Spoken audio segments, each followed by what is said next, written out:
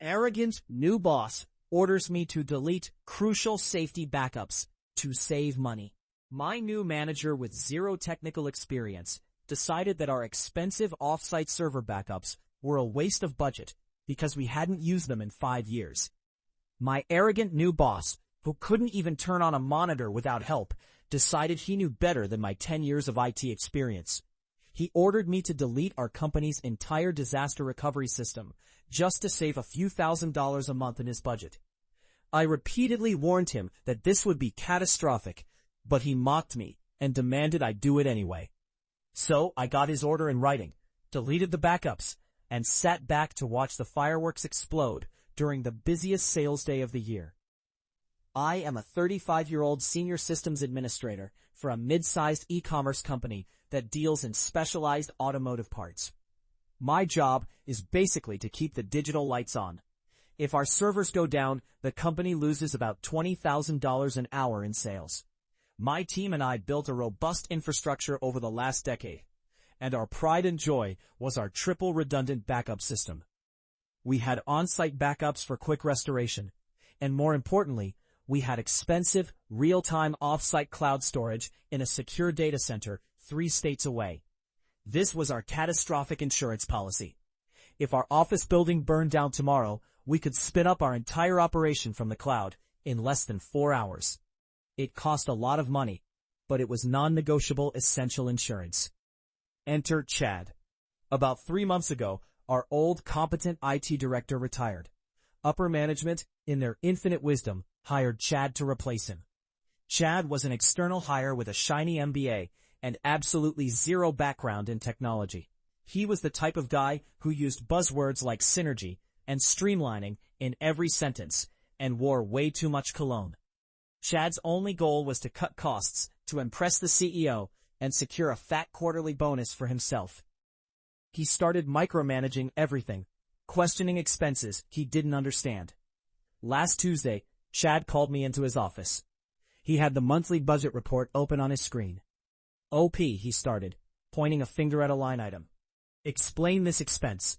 Why are we paying $8,000 a month for off-site redundant storage? I explained calmly. Chad, that's our disaster recovery. It mirrors our entire database in real time. If we get hit with ransomware, a fire, or a critical hardware failure here, that's the only thing that saves the company. Chad scoffed. I checked the logs. We haven't accessed that data in 5 years. Not once. That means it's useless dead weight.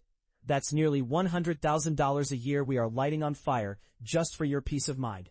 I want you to cancel that contract today. My jaw dropped. Chad, you don't understand.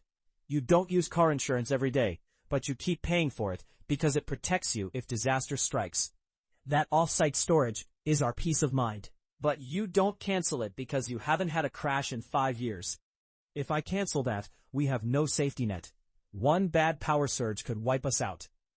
He stood up, getting aggressive. Listen here, I am the director, and you are the subordinate. I was hired to cut the fat in this department, and I am starting with your expensive security blanket. I don't pay you to argue.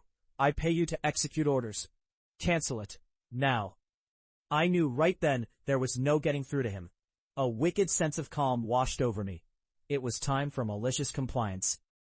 Okay, Chad, I said, keeping my voice neutral.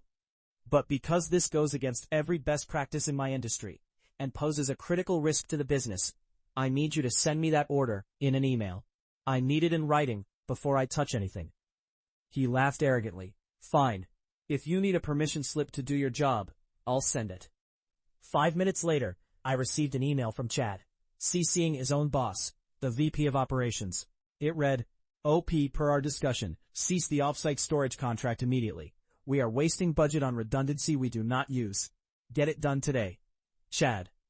I printed 3 copies of that email, one for my desk drawer, one for my home safe, and one digital copy saved on a personal USB drive attaché D to my keychain.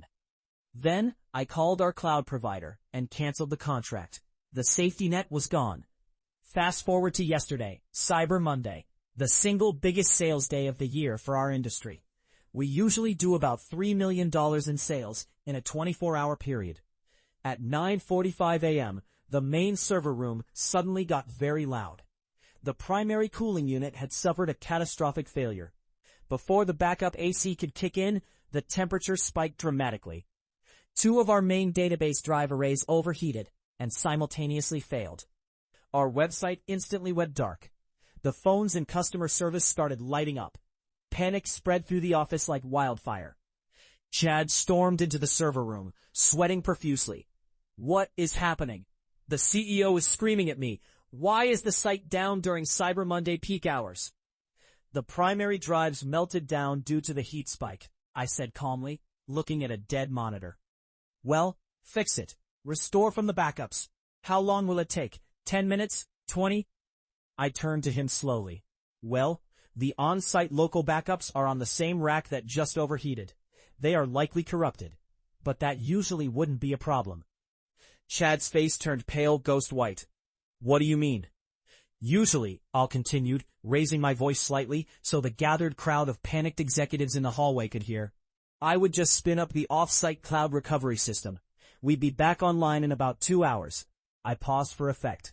"But I can't do that, Chad, because last Tuesday you ordered me to cancel it to save budget."